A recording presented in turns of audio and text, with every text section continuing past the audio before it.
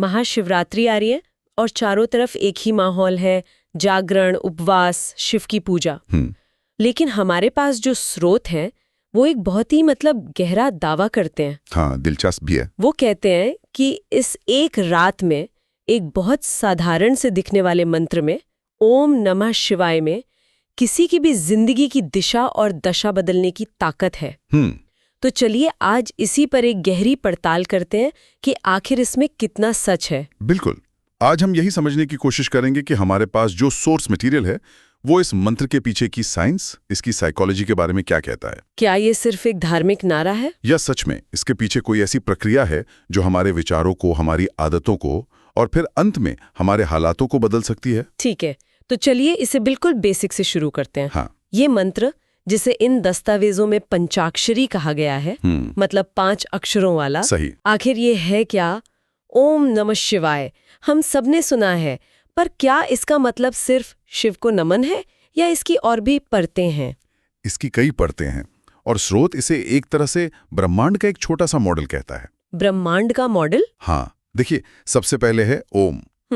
इसे सिर्फ एक शब्द नहीं बल्कि सृष्टि की मूल ध्वनि माना गया है, मतलब एक फंडामेंटल कॉस्मिक वाइब्रेशन। अच्छा। जो नोट्स हमारे पास हैं वे कहते हैं कि जब कोई ओम का सही उच्चारण करता है तो वो असल में अपने शरीर को यूनिवर्स की फ्रीक्वेंसी पे सेट कर रहा है। बिल्कुल, एक तरह से ट्यून कर रहा होता है। ये तो बहुत दिलचस्प है, एक तरह की कॉस्मिक ट्यूनिंग। हाँ। और नमः शिवाय का क्या? नमः का मतलब तो झुकना या नमन करना है। सही। पर यहाँ इसका क्या गहरा अर्थ है? बिल्कुल, नमः का मतलब है नमन करना, लेकिन ये सिर्फ शारीरिक झुकाव से कहीं ज्यादा है। स्रोत इसे अहंकार का विसर्जन कहता है। अहंकार का विसर्जन मतलब ईगो को डिसॉल्व करना। हाँ, अपने ईगो को समर्पित करना, ये स्वीकार करना कि मैं सब कुछ कंट्रोल नहीं कर सकता। ये मानना कि जीवन सिर्फ हमारी होशियारी से नहीं चलता बल्कि कोई बड़ी शक्ति भी काम कर रही है। ये भावी मन का सारा बोझ हल्का कर देता है। और शिवाय? शिवाय का अर्थ है उस कल्याणकारी तत्व को, शिव, जो विध्वंसक भी हैं और कल्याणकारी भी, जिनके अंत में भी एक नई शुरुआत छिपी है। एकदम। तो पूरा भाव बनता है, मैं अपने अहंकार को समर्पित करते हुए उस परम कल्याणकारी शिव तत्व के आगे नतमस्तक हूं। तो ये अहंकार के समर्पण की बात हुई, लेकिन स्रोत में एक और परत जोड़ी गई है। हाँ। इसका संबंध सिर्फ मन से नहीं बल्कि शरीर और प्रकृति के मूल तत्वों से भी है। हाँ। ये 5 तत्वों वाली बात थोड़ी पेचीदा लगी मुझे। नहीं, ये बहुत महत्वपूर्ण कनेक्शन है। क्या इसका मतलब है कि ये मंत्र हमारे फिजिकल बीइंग को भी प्रभावित करता है? हाँ, और जो नोट्स हमारे पास हैं वे इसी पर जोर देते हैं कि ये पंचाक्षरी मंत्र, ये 5 अक्षर जी, सृष्टि के 5 मूल तत्वों के प्रतीक हैं। पृथ्वी, जल, अग्नि, वायु और आकाश। जब कोई इस मंत्र का लगातार जाप करता है तो वो सिर्फ ध्वनि नहीं निकाल रहा होता, वो अपने अंदर इन 5 तत्वों में एक संतुलन बना रहा होता है। अच्छा, जैसे पृथ्वी से स्थिरता आती है, जल से भावनाओं में प्रवाह, अग्नि से ऊर्जा, वायु से विचारों की स्वतंत्रता और आकाश से चेतना का विस्तार। वाओ! तो ये एक तरह से आपके पूरे व्यक्तित्व को बैलेंस करने का एक टूल बन जाता है। बिल्कुल सही। ठीक है, तो मंत्र शक्तिशाली है, ये समझ आया, लेकिन महाशिवरात्रि की रात ही क्यों? स्रोत इस एक रात को लेकर बहुत ज्यादा जोर देते हैं। वे कहते हैं कि इस रात ब्रह्मांडीय ऊर्जा अपने चरम पर होती है। हाँ। सच कहूं तो ये सुनने में थोड़ा अस्पष्ट लगता है। एक आम इंसान के लिए इसका असल में क्या मतलब है? इसका बहुत सीधा और प्रैक्टिकल मतलब है। क्या? इसका मतलब है कि उस रात आपके एफर्ट का, आपकी कोशिश का रिजल्ट कई गुना बढ़ जाता है। अच्छा। स्रोत योग परंपरा का जिक्र करते हुए कहता है कि आमतौर पर हमारी ऊर्जा नीचे की ओर बहती है, मतलब दुनियावी चीजों में। हाँ, खाने, सोने, इन सब चीजों में। लेकिन महाशिवरात्रि की रात में प्रकृति में ही ऊर्जा का प्रवाह ऊपर की ओर यानी ऊर्ध्वगामी होता है। एक तरह का नेचुरल अपवर्ड फ्लो। बिल्कुल, एक नेचुरल अपड्राफ्ट है। हाँ। जैसे एक ग्लाइडर को ऊपर उठने के लिए हवा के बहाव की मदद मिलती है, वैसे ही इस रात एक साधक की चेतना को ऊपर उठने में ब्रह्मांड से मदद मिलती है। एकदम। मन स्वाभाविक रूप से शांत और एकाग्र हो जाता है। अच्छा, तो ये एक तरह का आध्यात्मिक हैप्पी आवर है जहां कम मेहनत में ज्यादा फायदा मिलता है। आप कह सकते हैं।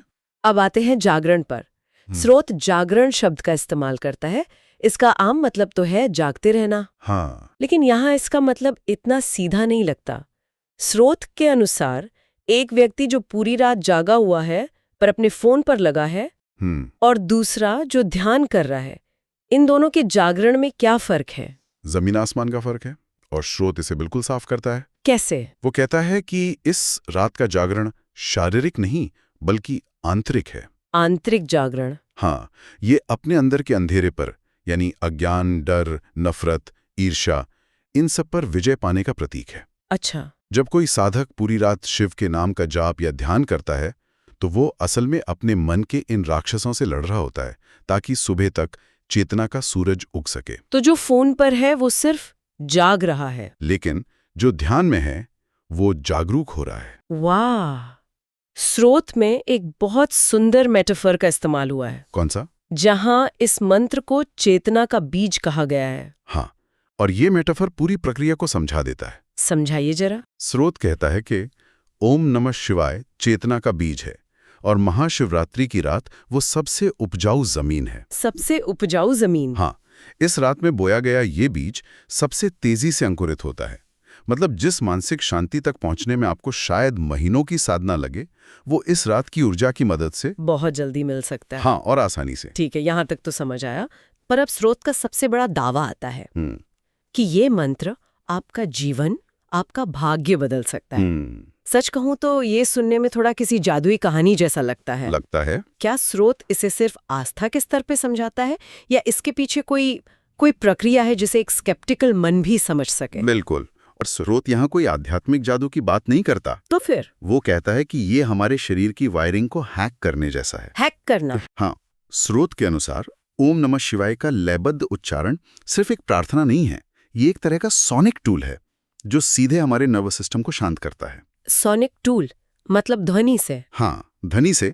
जब हम इसे बार बार दोहराते हैं तो इसकी ध्वनि तरंगे हमारे ब्रेन वेव्स को बदलती हैं, हार्ट रेट को स्थिर करती हैं और शरीर में स्ट्रेस हार्मोन जैसे कॉर्टिसोल, हाँ, कॉर्टिसोल का लेवल कम करती हैं। तो ये जादू से ज्यादा बायोफीडबैक जैसा है कि ध्वनि खुद आपके शरीर को शांत कर रही है और फिर शांत शरीर मन को शांत कर रहा है। एकदम सही, ये एक चेन रिएक्शन है। और जब मन शांत होता है तब क्या होता है? आप डर से बाहर आते हैं। डर से? हाँ, स्रोत में शिव को काल का भी काल और भय को हरने वाला कहा गया है। इसका एक गहरा मनोवैज्ञानिक मतलब है। क्या मतलब है? हमारी जिंदगी के ज्यादातर गलत फैसले डर की वजह से होते हैं। फेल होने का डर, लोग क्या कहेंगे इसका डर, भविष्य का डर। सही बात है। जब ये मंत्र आपके नर्वस सिस्टम को शांत करता है तो आपका डर पर काबू बढ़ता है, आत्मविश्वास आता है और आप मुश्किल हालात में घबराते नहीं बल्कि समाधान ढूंढते हैं। इन दस्तावेजों में एक बहुत बारीक अंतर भी समझाया गया है, प्रतिक्रियात्मक से उत्तरदायी बनने का, मतलब रिएक्टिव से रिस्पॉन्सिव बनना। हाँ, और ये इस पूरी प्रक्रिया का सबसे एडवांस स्टेज है। समझाइए इसको। रिएक्टिव इंसान वो है जो हालात का गुलाम है। किसी ने तारीफ की तो खुश हो गया, किसी ने आलोचना की तो दुखी हो गया। रिमोट कंट्रोल दूसरों के हाथ में है। लेकिन स्रोत कहता है कि नियमित जाप से आप रिस्पॉन्सिव बनते हैं, मतलब घटना और आपकी प्रतिक्रिया के बीच एक स्पेस, एक ठहराव आ जाता है। एक गैप। हाँ, एक गैप। आप भावनाओं में बहकर तुरंत जवाब नहीं देते बल्कि रुककर सोच समझकर विवेक के साथ जवाब देते हैं। अब रिमोट कंट्रोल आपके हाथ में है। मतलब जैसे ट्रैफिक में किसी ने कट मारा तो रिएक्टिव इंसान गालियां देगा, अपना दिन खराब कर लेगा। हाँ, लेकिन रिस्पॉन्सिव इंसान शायद एक गहरी सांस लेकर सोचेगा, जाने दो, उसे जल्दी होगी, मुझे अपना मूड क्यों खराब करना है। आपने बिल्कुल सही पकड़ा। यही जीवन की सबसे बड़ी शक्तियों में से एक है। और यहीं से बदलाव की पूरी श्रृंखला शुरू होती है। बिल्कुल। स्रोत कहता है मंत्र पहले आपके विचारों की क्वालिटी बदलता है, बदले में विचार आपकी आदतें बदलते हैं, और आपकी आदतें ही मिलकर आपकी परिस्थितियां और आपका भाग्य बनाती हैं। हाँ, ये एक दिन में नहीं होता, लेकिन ये एक तयशुदा प्रक्रिया है। तो चलिए अब इसे और भी प्रैक्टिकल बनाते हैं। कोई इंसान जो अपने करियर को लेकर परेशान है, या कोई स्टूडेंट जो परीक्षा के तनाव से गुजर रहा है, या कोई जो पारिवारिक कलह से जूझ रहा है, हाँ, रोजमर्रा की जिंदगी, ये मंत्र उसकी मदद कैसे कर सकता है? क्या स्रोत कुछ ठोस उदाहरण देते हैं? हाँ, स्रोत इसी व्यवहारिकता पर सबसे ज्यादा जोर देता है, जैसे निर्णय लेने की क्षमता, डिसीजन मेकिंग। हाँ, जब आपका मन शांत और विचार साफ होते हैं तो आपके फैसले अपने आप बेहतर हो जाते हैं। एक बिजनेसमैन सही अवसर को पहचान पाता है, एक स्टूडेंट ज्यादा फोकस के साथ पढ़ पाता है, और घर में एक इंसान ज्यादा धैर्य के साथ रिश्तों को संभाल पाता है। ये हर क्षेत्र में क्लैरिटी लाता है। और उन नेगेटिव भावनाओं का क्या, जैसे ईर्ष्या, तुलना, गुस्सा? सोशल मीडिया ने तो इन्हें 1000 गुना बढ़ा दिया है। स्रोत इन्हें जीवन की सबसे बड़ी बाधाएं कहता है। सही बात है। एक मंत्र इन्हें कैसे ठीक कर सकता है? स्रोत का तर्क यह है कि ये सारी भावनाएं तब पैदा होती हैं जब हम बाहर देखते हैं और अपनी कीमत दूसरों से तय करते हैं। बिल्कुल। लेकिन जब कोई भक्ति भाव से जाप करता है तो उसका ध्यान बाहर से हटकर अपने अंदर, अपने केंद्र पर आ जाता है। अच्छा। जब आपको अपने अंदर ही एक शांति और पूर्णता का एहसास होने लगता है तो दूसरों से तुलना करने की जरूरत ही खत्म हो जाती है। उनका अच्छा देखकर जलन नहीं होती, खुशी होती है। ये जीवन का बहुत बड़ा बोझ उतार देता है। स्रोत में महाशिवरात्रि पर संकल्प लेने की एक तकनीक भी बताई गई है। हाँ, कि अपने संकल्प को मंत्र के साथ जोड़ दो। ये कैसे काम करता है? ये एक तरह का आध्यात्मिक रिमाइंडर ऐप है क्या? आप इसे ऐसा कह सकते हैं, एक बहुत ही पावरफुल साइकोलॉजिकल टेक्निक है। जैसे? मान लीजिए आपने संकल्प लिया कि मैं इस साल गुस्सा कम करूंगा। अब आपने इसे ओम नमः शिवाय मंत्र से जोड़ दिया। ठीक है। तो दिन में जब भी आपको गुस्सा आएगा या मन भटकेगा और आप मंत्र का जाप करेंगे तो वो संकल्प याद आ जाएगा तुरंत। ये मंत्र आपके अवचेतन मन को आपके संकल्प की याद दिलाएगा। ये मन के लिए एक एंकर, एक लंगर की तरह काम करता है, जो उसे बार बार खींचकर आपके लक्ष्य पर ले आता है। हाँ, इससे संकल्प के टूटने की संभावना बहुत कम हो जाती है। और आखिरी सवाल, मुश्किल परिस्थितियों को स्वीकार करने की शक्ति आज के समय में ये बहुत जरूरी है। असफलता, नुकसान, ब्रेकअप, ये सब जीवन का हिस्सा है। बिल्कुल। शिव तो खुद विनाश के देवता हैं, तो उनका नाम जपना हमें इन चीजों से लड़ने में कैसे मदद करता है? ये शिव के दर्शन का सबसे गहरा पहलू है। कैसे? शिव संहार करते हैं ताकि नया और बेहतर सृजन हो सके। वो पुरानी सड़ी गली चीजों को खत्म करते हैं ताकि नई ऊर्जा को जगह मिले। स्रोत कहता है कि ये मंत्र हमें यही सिखाता है कि जीवन में आने वाली मुश्किलें, असफलताएं या अंत हमें तोड़ने के लिए नहीं, बल्कि हमें कुछ नया और बेहतर बनाने के लिए आते हैं। हाँ, ये हमें उन हालात से भागने के बजाय उन्हें स्वीकार करने और उनसे सीखने की शक्ति देता है। ये नजरिया इंसान को अंदर से फौलादी बना देता है। तो कुल मिलाकर इन सभी स्रोतों का निचोड़ ये है कि असली बदलाव किसी बाहरी चीज से नहीं आता। नहीं, पैसा, पद या सफलता, इनसे नहीं, वो अंदर की शांति, संतुलन और स्पष्टता से आता है। बिल्कुल। और ये मंत्र उसी आंतरिक शक्ति को जगाने की एक चाबी की तरह है। ये हमें याद दिलाता है कि शिव सिर्फ मंदिरों या मूर्तियों में नहीं है, वो चेतना के रूप में हमारे अंदर ही हैं। बस उन्हें जगाने की, उस तक पहुंचने की जरूरत है। और अंत में एक विचार जो ये स्रोत हमारे लिए छोड़ जाता है। बताइए। शिव के स्वरूप में विरोधाभासों का एक अद्भुत संतुलन है। हाँ, वे परम संहारक भी हैं और परम कल्याणकारी भी। वे घोर वैरागी भी हैं और आदर्श गृहस्थ भी। सही।